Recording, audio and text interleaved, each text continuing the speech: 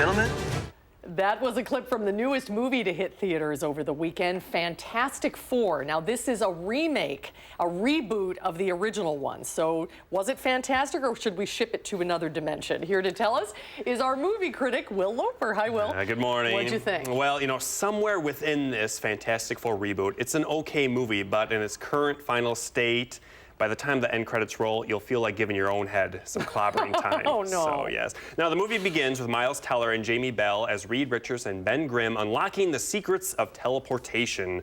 Reed gets brought on a team building a full-sized version that can teleport humans to a planet in another dimension. Now, after a test with a horrible CGI chimp, the kids decide to take it for a test run themselves. Now, what can go wrong? Well, except for the planet, giving them all superpowers and leaving one team member behind. So now, up until they get their superpowers, the movie isn't half bad. If it stayed with its science fiction premise, I was actually kind of enjoying it, but it's a sad twist that everything that makes the Fantastic Four fantastic is also what makes this movie awful.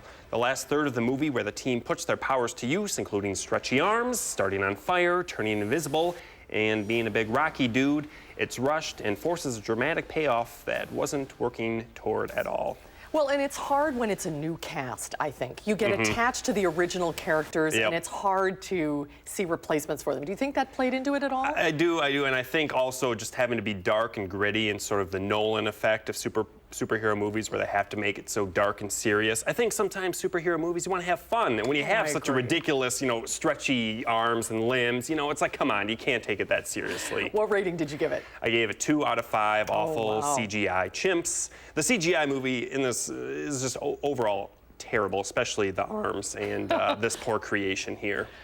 All right, well, now up next, we have another one for kids that you might want to check out. Shaun the Sheep. It's about a group of sheep that gets separated from their farmer, and then they have to track him down in the big city. Yep. What do you think of this one? I absolutely love this. This comes from Aardvark Animation, the same studio who brings us Wallace and Gromit, and they use the same gorgeous stop-motion claymation here to tell the story of Shaun and his friends. Now, there's no dialogue in the entire movie.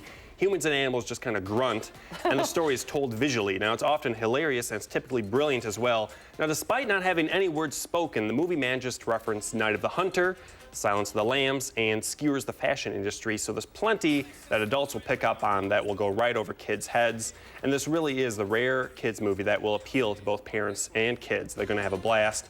Along with Inside Out, this is one of the best animated films of the year. Oh, that's really good to hear. And I love when you go to a movie like this that the parents can like too. There's a lot for it. Okay, what did you rate this one? I gave this one 4.5 Hannibal Lecter cats out of 5. Now, this is a joke that will hopefully go over your kids' heads, but the adults in the audience will definitely hopefully find it funny. So Shaun the Sheep, skip Fantastic Four. Yes, exactly. Okay. What's coming up next week? Next week, we have The Man from U.N.C.L.E. This is based on the 60s television series.